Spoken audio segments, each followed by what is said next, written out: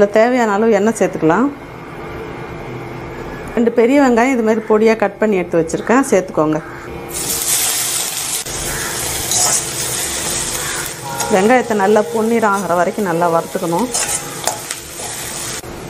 இப்போ வெங்காயம் நல்லா வதக்கியாச்சு. இப்போ இதில் 4 தக்காளி இந்த மாதிரி நல்லா பொடியாக கட் பண்ணி இதில் சேர்த்துக்கோங்க. இப்போ வெங்காயம் தக்காளி எல்லாமே நல்லா வதக்கிட்டோம். இதோட இஞ்சி பூண்டு பேஸ்ட் சேர்த்துக்கலாம். 1.5 ஸ்பூன் இஞ்சி பூண்டு பேஸ்ட் சேர்த்து இதையும் நல்லா வதக்கிக்கணும். நல்லா நிறைய வெங்காயம் தக்காளிலாம் போட்டு செய்யும்போது குழம்பு நல்ல டேஸ்ட்டாக இருக்கும், திக்னஸாகவும் இருக்கும், டேஸ்ட்டும் நல்லாயிருக்கும்.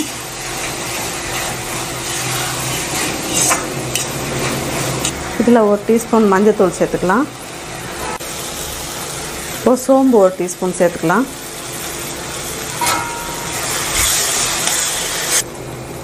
கொஞ்சம் கொத்தமல்லி இலை, கொஞ்சமாக புதினா இலை.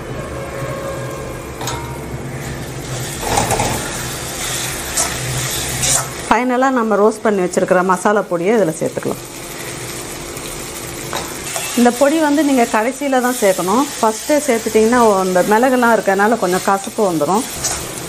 இப்போ இதில் தேவையான அளவு உப்பு சேர்த்துக்கலாம். எல்லா மசாலாவுமே நல்லா இந்த எண்ணெயில் வதங்கிடுச்சு, பச்சை வாசனை சுத்தமாக போயிடுச்சு.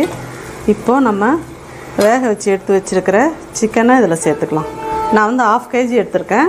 அப்படியே அந்த வேக வச்ச தண்ணியோடு சேர்த்துக்கோங்க.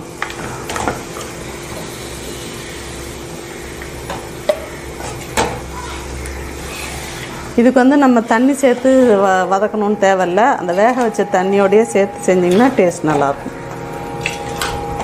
நல்லா பச்சை வாசனை போக மசாலாலாம் வதக்குனதில் நம்ம வந்து வேக வைக்காத பச்சையாக சேர்த்து செய்கிறத விட இதுமாரி ஒரு ஆவி காட்டி எடுத்துகிட்டு செஞ்சிங்கன்னா டேஸ்ட்டாக இருக்கும். சிக்கனையும் போட்டு நல்லா எல்லாம் வதக்கிட்டோம். இப்போ இந்த ஸ்டேஜில் தேங்காய் சேர்த்துக்கலாம். இந்த குழம்பு வந்து நம்ம ரொம்ப தண்ணியாக வச்சிடக்கூடாது. இப்போ இதை தேங்காய் எல்லாம் சேர்த்துட்டோம். இப்போ மூடி வச்சிடலாம். ஒரு 5 நிமிஷம் நல்லா கொதிக்கட்டும். இப்போ ஓப்பன் பண்ணி பார்க்கலாம். நல்லா கொதிச்சிருச்சு பாருங்கள் குழம்பு.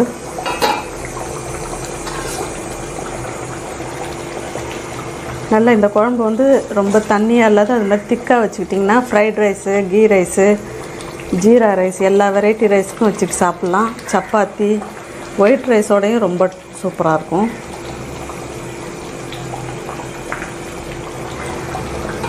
ஒரு 5 நிமிஷம் மூடி வச்சிடலாம். இப்போ ஓப்பன் பண்ணி பார்க்கலாம். நல்லா கொதிச்சிருச்சு. இந்த மாதிரி இந்த ஸ்டேஜில் எடுத்துருங்க. கொஞ்சமாக கொத்தமல்லி,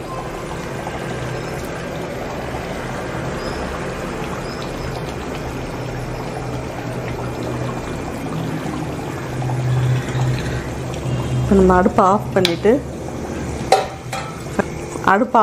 கொதிச்சிட்ருக்கு பாருங்கள். இரும்பு எண்ணெய் சட்டியும் மண் சட்டிலையும் செஞ்சால் இப்படி தான் இருக்கும்.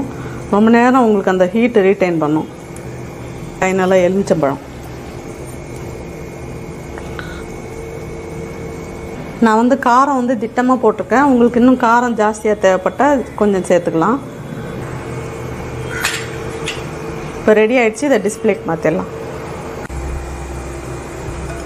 நல்லா காரைக்குடி செட்டிநாடு ஸ்பெஷல் சிக்கன் குழம்பு ரொம்ப சூப்பராக வாசனையாக ரெடி பண்ணிட்டோம்.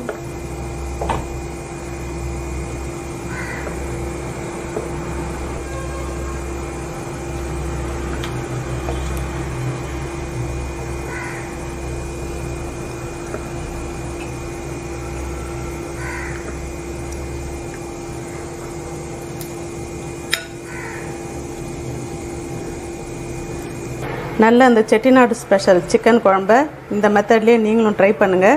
இந்த ரெசிபியை ட்ரை பண்ணி பார்த்துட்டு எப்படி வந்தன்றதை கமெண்ட்ஸில் சொல்லுங்கள். உங்களுக்கு இந்த ரெசிபி பிடிச்சிருந்ததுன்னா லைக் பண்ணுங்கள், ஷேர் பண்ணுங்கள், மறக்காமல் சப்ஸ்கிரைப் பண்ணுங்கள். தேங்க்யூ.